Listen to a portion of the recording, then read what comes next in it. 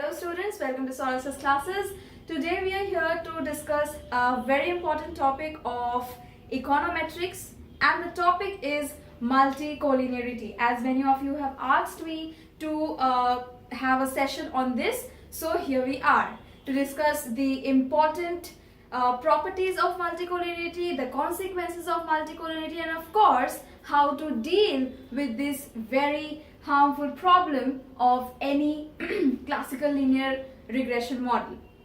So let's directly just jump into the topic of today's session. Multicollinearity.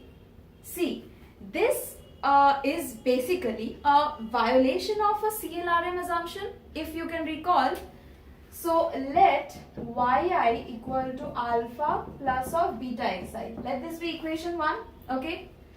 Okay, and of course here we are considering it as CLRM, so it will have error term, right, ui. So we call this as CLRM model. Okay, now, so this error term, okay, so starting with the basics, here alpha and beta are the parameters. This xi is the regressor and yi is the regressand. That means it is the dependent variable. Now, ui is very important role that is played by this ui. So what is ui? Ui is basically our error term. So we will write it as error term. If you can recall from the previous sessions of econometrics, I have discussed this in a very detailed way that why error term do exist. Here also I am going to discuss it, but in a very short. Okay, so error is there when the regressors are not sufficiently or not properly able to explain the explanatory variables, the dependent variables. Then only we will be having some of the characteristics or some of the properties which left out. But we certainly cannot just left out of the system, because those properties are very much needed to explain the properties of y. So hence, such properties which cannot fit into any of the explanatory variables are directly included in the error terms. So by this reason, we actually have the presence of error term into our CLRM model or system. Now, this error term do have some of the assumptions. Not basically this error terms, but these are the assumptions of CLRM. Okay? Certainly, these all assumptions revolve around this. Most of the assumptions revolve around this error term. So starting with number 1, our assumptions, as I have already discussed in the previous sessions as well, I'm still just gonna discuss or just going through. It can be a recapitulation to many of you. Okay, so this is the variance. Next we have covariance of ui, uj. This is equal to 0. Next we have expectation of ui xi, that is equal to 0. That means here the exogeneity of these assumptions have been maintained. What is exogeneity? Exogeneity is a situation where these regressors are not related to these error terms. Then we can call that situation as exogenous situation, or the property of exogeneity. Okay, so this property number 4 is our exogenous property. Now, these are the basic assumptions we generally have. And a very important assumption of this is correlation between xi and xj is equal to 0. So, here the mean of the error terms are 0. That means the error can be positive, can be negative. The fluctuations, right? Error is basically what? Error is the actual minus the expected. If we have any fluctuation over this side, then it gives rise to error. errors. So this can be positive or negative. Now, this assumption number 1 says that if we sum all the error term, the final term we will be getting it as 0. That means the number of positive will be exactly equal to the number of negative. So in that sense, the mean of the error term becomes 0 over here. Next, coming to the variance. So they have assumed that the variance of the error is a constant. As you can see, I have just written sigma square, or we can also write it as sigma u square. So this is basically constant. That means with the change in samples, the variance of the particular residual or the error does not change and it remains constant. Okay, so this is again a very important assumption. However, violation of this assumption lead us to the problem of heteroscedasticity. So this we can say is the assumption of homoscedasticity, violation of which leads us to heteroscedasticity. So heteroscedasticity is a situation where the errors will not be constant. It will change from sample to sample. Okay. So we are done on assumption number 2. Coming to assumption number 3, we can find that I have written the covariance between the error terms will be 0. Okay. So variance I have said that it will be constant. So from this only we are implying that there will be no relationship between the two error terms. So if the correlation between the two error terms are 0, that obviously implies the covariance of the error terms are also 0. Why? Because we know that correlation is equal to, okay, so correlation of, let's say, UIUJ is equal to what? Covariance of UIUJ divided by root over of variance UI variance of UJ. Okay, so if this thing is equal to 0, this thing will obviously will be equal to 0. So this is our third assumption.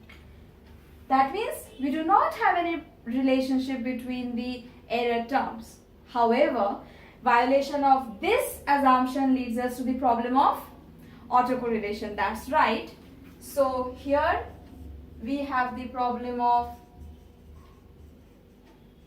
autocorrelation. That means in this property is known as the non-autocorrelation, violation of which leads us to the problem of autocorrelation. Okay, where the error terms will be related to each other. Next, we have already discussed this exogeneity problem. So I'm putting a tick mark. Now coming to this thing. So this is the correlation between xi and xj. That is, what is xi and xj? These are the basically explanatory variables of our system, right? So now I'm saying that the correlation between them has to be equal to 0. So these explanatory variables cannot be related to each other. This is the assumption of CLRM. But this assumption can violate, just like as the homoscedasticity and non-autocorrelation property. So this property's violation, this property number 5, if this gets violated, then we have the problem of what is known as multicollinearity. So multicollinearity, we can define it in a very layman's language, that when the two or more explanatory variables are related to each other, then we have the problem of multicollinearity into our system, right? So this is basically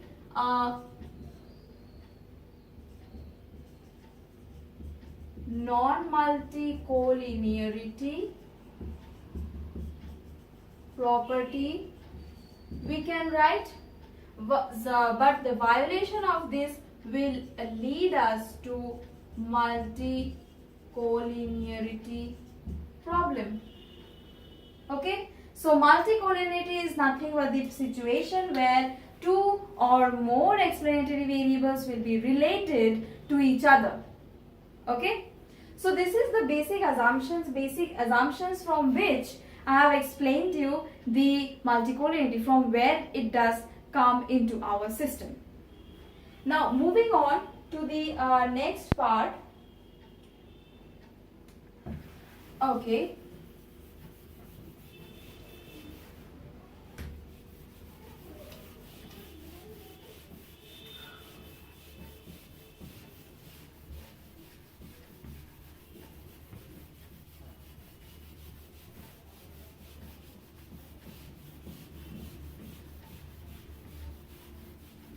Alright, so coming to that, what is the definition of multicollinearity? So, multicollinearity is basically a problem of multiple linear regression model. Although I have discussed it with the help of a CLRM and with the assumptions of CLRM, but this problem basically arises in multicollinearity, multiple linear regression problem. MLRM. So what is MLRM? When we have one single explanatory variable, that system is known as our classical linear regression model. Okay, let's just have a basic difference between them. I think that would be very much helpful. So CLRM, first let's start from here because we know this side. Okay, so CLRM, tell me how the system looks like. Alpha yi is equal to alpha plus of beta xi plus ui. This is how a CLRM looks like. So in CLRM, what do we find? There is only one explanatory variable. This can be added as point number 2. One explanatory variable. Okay? And rest of the things remain the same, more or less. Now coming to MLRM. How the MLRM looks like? Okay, so yi equal to alpha plus beta xi or beta x1, beta 2 x2 plus of ui. This is how a MLRM will look like. So, what is the basic difference we noticed over here? That is, here are two explanatory variables, yes or no? So here we have two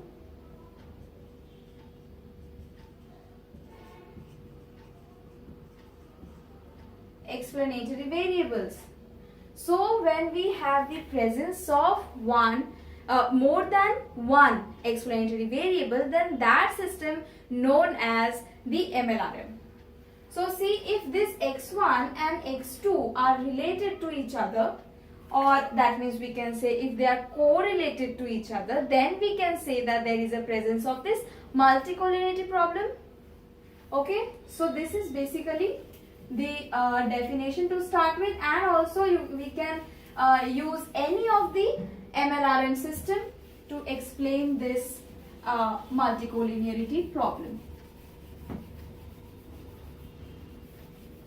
Okay, so the official or the basic definition we can write that when we have a relationship between two or more explanatory variables, then we have the situation of multicollinearity. As an example, you can write this linear regression, multiple linear regression.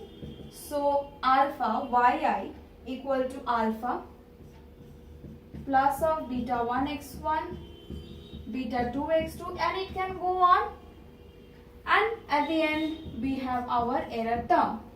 So this is nothing but our MLRM.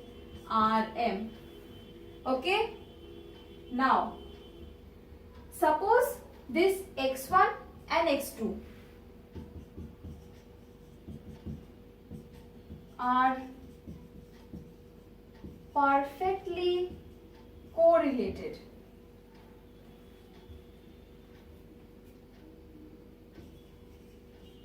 Then what can we say about this multiple collinearity? So see, this perfectly correlated. That means what? Correlation between x1 and x2 is 1. And if they are perfectly correlated, that will directly imply that they are perfectly multicollineated as well. That means perfect multicollinearity is present. So this directly can be said as perfect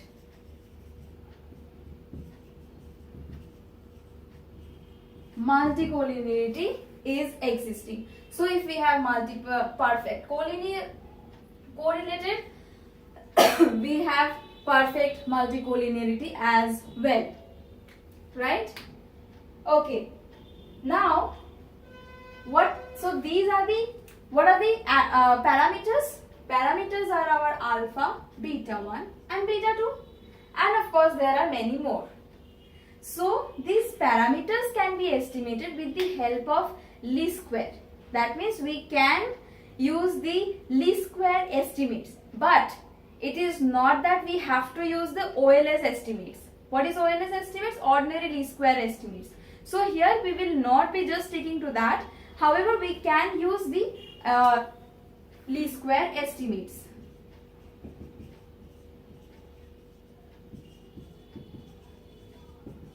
Least square estimates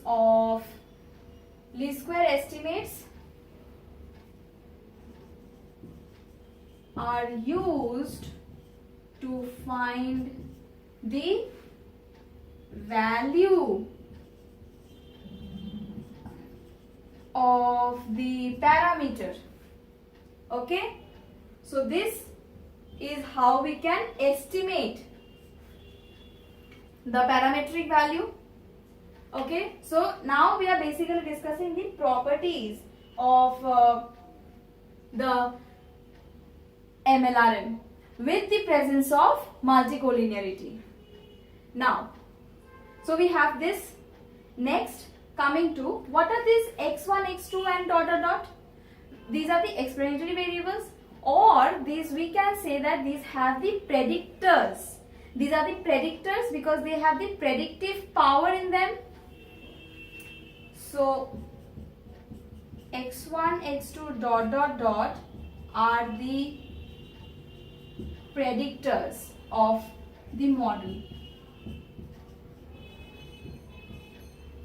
right? And what is yi? Okay, so now in this presence of multicollinearity, we can find that x1, x2 and all these are predictors, but they are correlated, and that's why we have the problem of multicollinearity, isn't it? So these each of x1, x2 and xn, all these terms are having a very much individualistic importance. Okay, so presence of this individualistic importance gives us a system, and they further helps in the prediction of yi.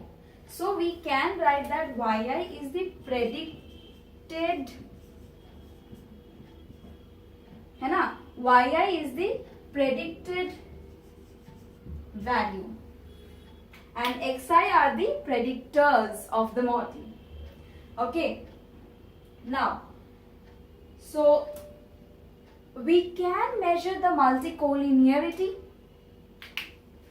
So now coming to a situation where we can actually measure that how much multicollinearity is present, because see, from that correlation between x1 and x2, we can find that, and we are sure that okay, so as the correlation is not exactly equal to 0, so they are correlated. But how much they are correlated? Are we sure of that? The answer is no.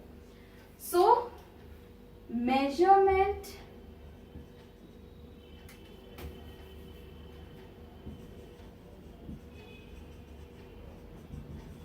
of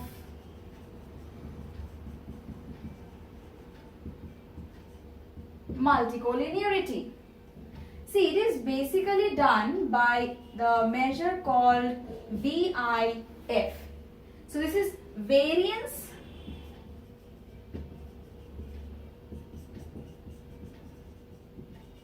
inflation factor, VIF. The formula for VIF is 1 divided by 1 minus RJ square. This is basically the formula of VIF. So what is basically RJ square? This is the correlation of determinant of course all the variables, all the explanatory values. So this is the correlation of determinant.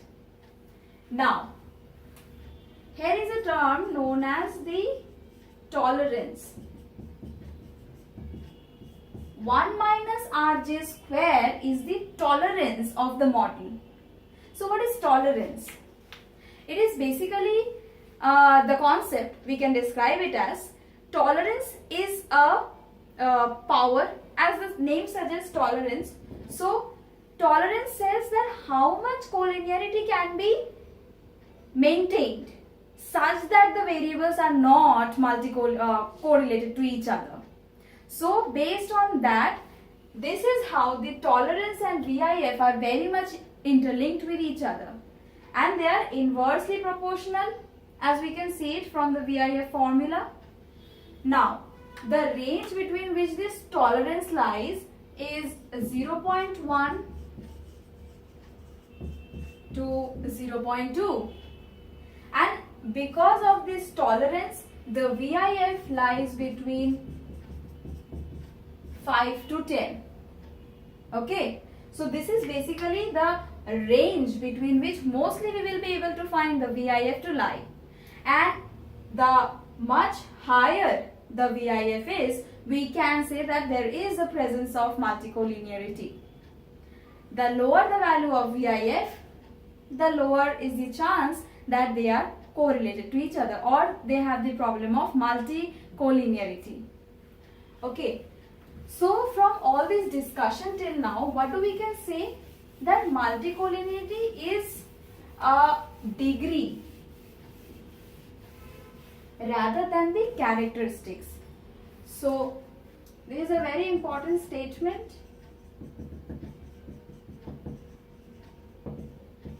Multicollinearity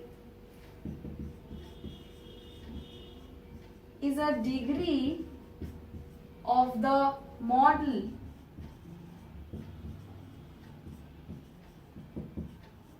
than being the characteristic of the model. Okay, because see, we find how much, what is the degree of multicollinearity? Can we say that, okay, yes, we do say that is multicollinearity present or absent, but how do we measure it? With the degree. So what is the degree of multicollinearity is the perfect question, rather than is there any multicollinearity present or not. And of course, to find that, to answer to that question, that whether the multicollinearity present or not, we ultimately have to find the degree of collinearity, isn't it?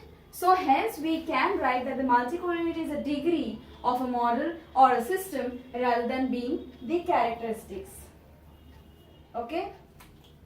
Now coming to the consequences.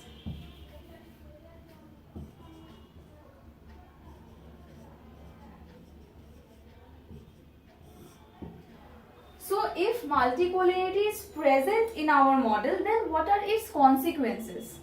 Number one, related to the OLS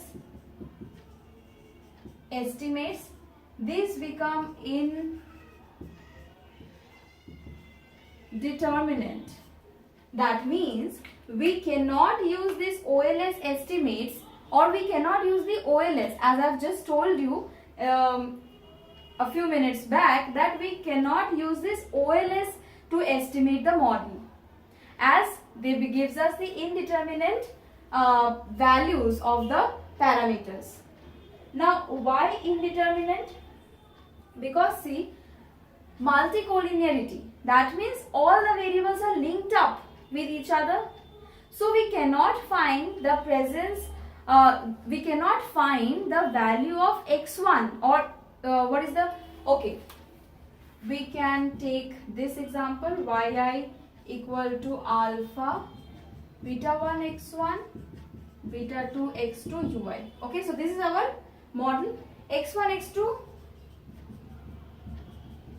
are correlated and hence the presence of multicollinearity. Okay, now can we find the value of beta hat without the presence of x2 if the system has multicollinearity? The answer is a big no. Why? Because this x1 and x2 are related. And if x1 and x2 are related, then we can say that beta 1 and beta 2 are also related. Aren't they? Of course they are. So we cannot find this beta 1 which will not be a function of x2.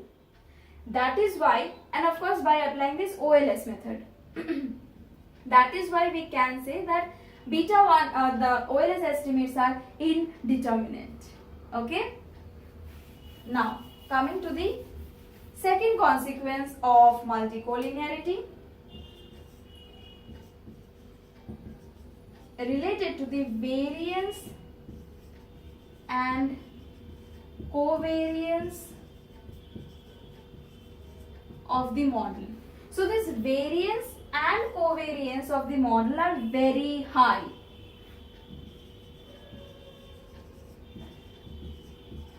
And we all know that variance, the lower it is, the more statistically significant it is. The value of variance and covariance, of course, they have to be very much low as possible. Then only we can have very much statistical inference on the data. So due to this problem, that variance and covariances of the model are particularly very high, then we cannot just decide or have a decisive impact on the statistical enumerator, and that is being the problem of the statistical enumerator. Okay, so this is again a consequence. Now coming to the third consequence of the presence of multicollinearity is that related to new variables.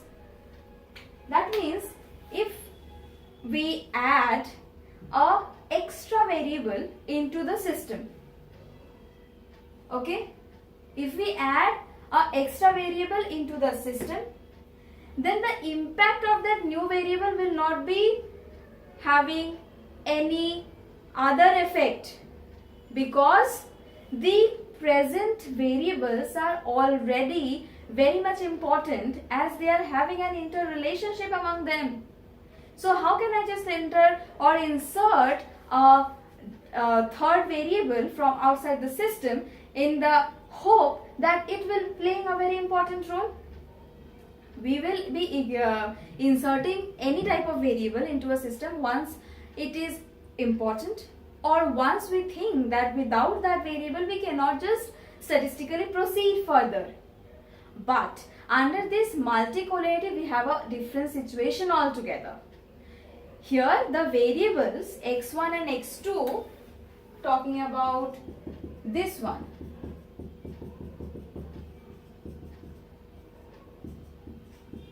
so this x1 and x2 are already highly correlated with each other. Assume that they have a perfect multicollinearity.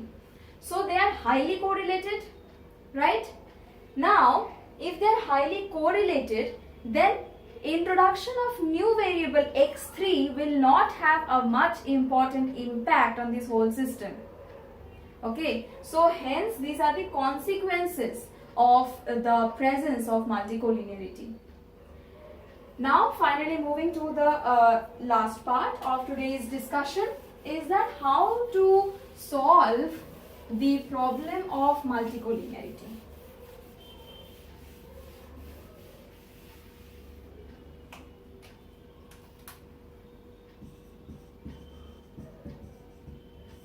solution to multicollinearity.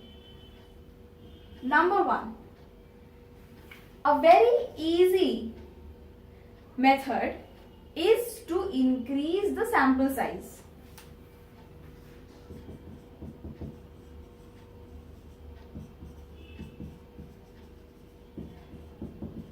But you tell me, is this a very logical and statistical measure for this to solve multicollinearity? No. Why? Because if we increase the sample size, that means we are increasing the n. So if the n increases, that will definitely destroy all our records, isn't it?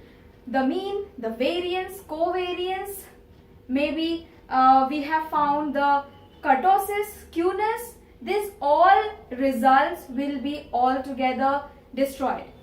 Why destroyed? I'm using the word because the sample size is changing. How can I just rely on my old values of mean, variance, covariance, etc.? I cannot. So hence this method is not very much recommended. You can write it as well. Not recommended much. Now, so what is the next method that we can use in order to solve the problem? We have to add new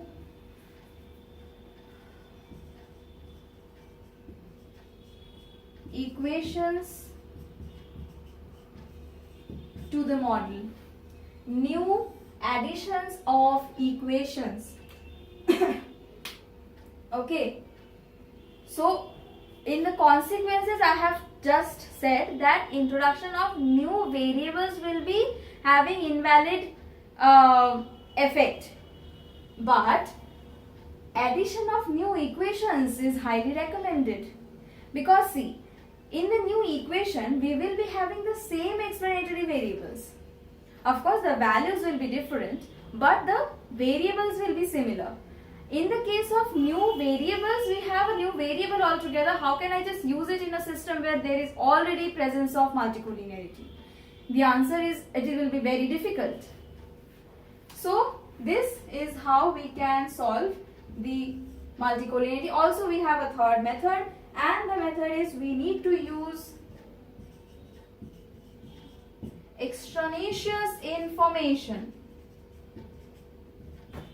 That means information from outside the systems are very much highly recommended, because if I have information of x1 from outside the system, that okay, so x1 is also, suppose again taking our model MLRM, and suppose we have another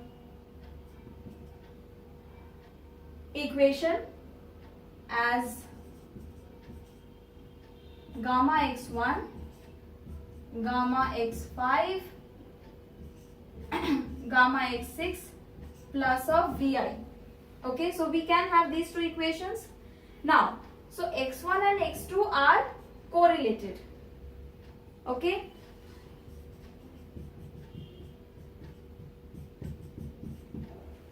Okay.